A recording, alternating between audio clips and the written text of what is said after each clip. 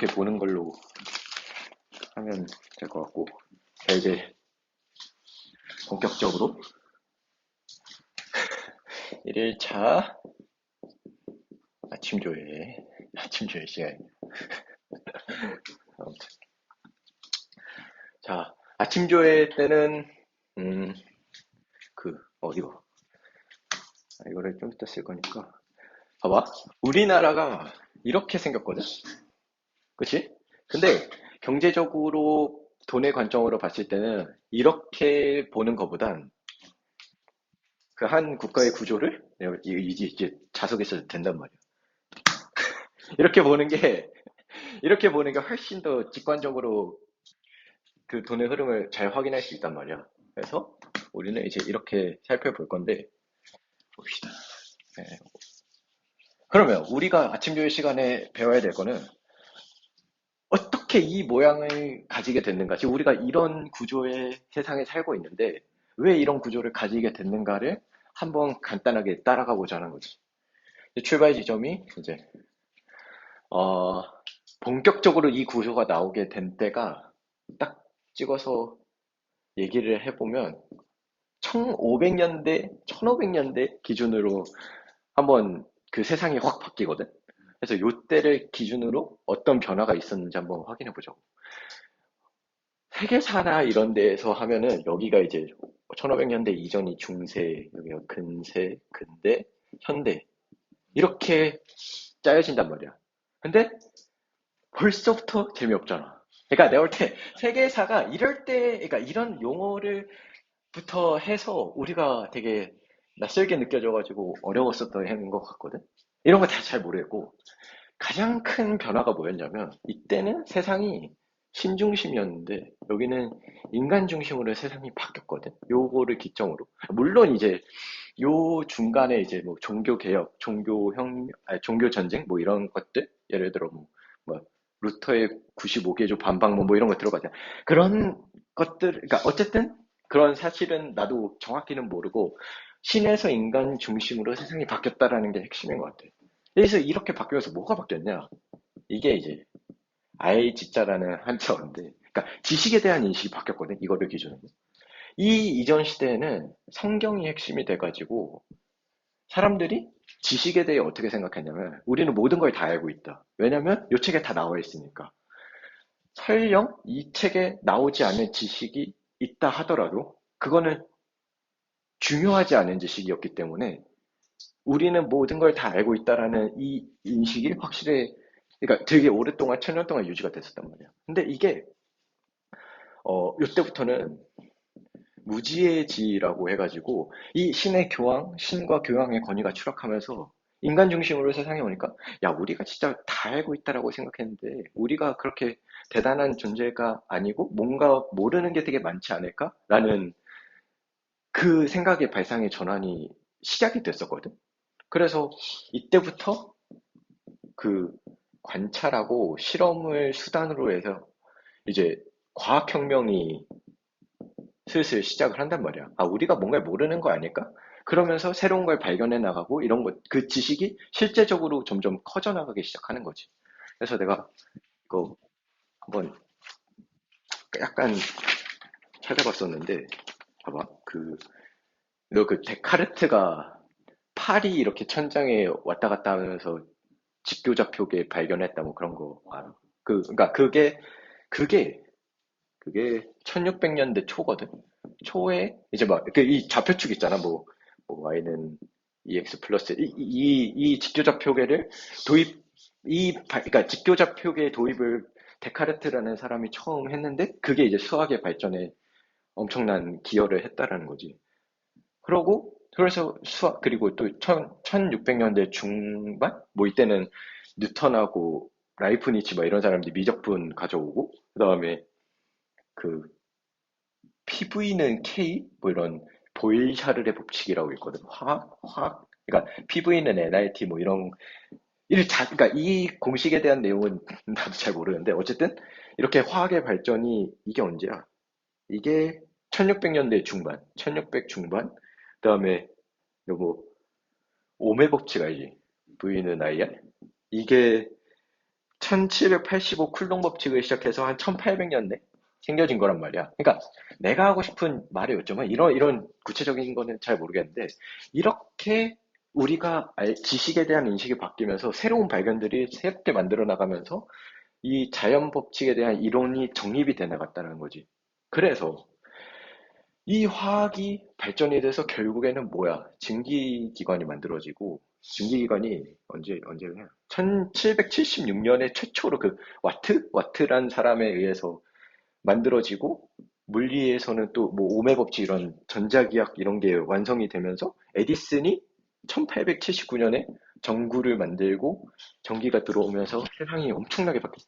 그러니까 다시 이런 디테일한 자세한 내용은 지금 여기서는 중요한 게 아니고 이로 인해서 과학혁명으로 과학에 대한 이론적 지식이 성립이 되면서 여기서 산업혁명이 그러니까 뿜어져 나오는 거거든. 그러니까 여기서 기반된 그 지식을 가지고 증기기관하고 전구가 만들어지면서 수력발전, 화력발전이 되면서 정말 실제적으로 산업혁명이 새로운 물건들이 뛰어나오기 시작한단 말이야. 뭐 철도가 깔리고 뭐 운송혁명이 일어나고 막 이런 실질적인 사람들의 삶이 변하는 이 산업혁명이 일어난단 말이야.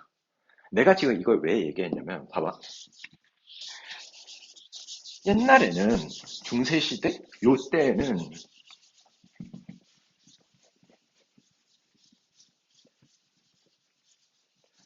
요때에는 세상의 구조가 어땠냐면, 이렇게 해서, 그러니까 금융경제가 아예 없었어. 아예 없었어. 그냥 실물경제만 있었는데, 실물경제에서도 농업만 있었거든. 농사만 짓고 살았던 거지. 근데 이렇게 세상이 과학혁명하고 산업혁명을 필두로 그러니까 많이 바뀌기 시작하면서, 이제 이 실물경제에서 농업만 있는 게 아니라 그 교재에 써져 있죠. 여기 봐봐. 이 파이가 그러니까 뭐 운송업, 자영업, 첨단산업 그러니까 여기서 농업, 운송업, 자영업, 첨단산업, 뭐 광업, 뭐 중공업 막 이렇게 그러니까 이때는 농업밖에 없는 경제 파이라는 게 굉장히 작았었는데 이때는 이제 정말 과학혁명, 산업혁명을 경제 파이가 커지기 시작하는 게 눈에 보이기 시작하는 거지. 이 사이즈가 커지는 걸 도와주기 위해서 금융경제라는 애가 들어온 거거든.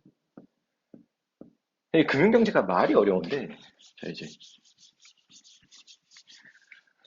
이 금융경제가 구체적으로 뭐냐면, 얘가 하는 일이 뭐냐면, 예를 들어 내가 지금, 중세시대에 내 농사를 짓는 사람이야.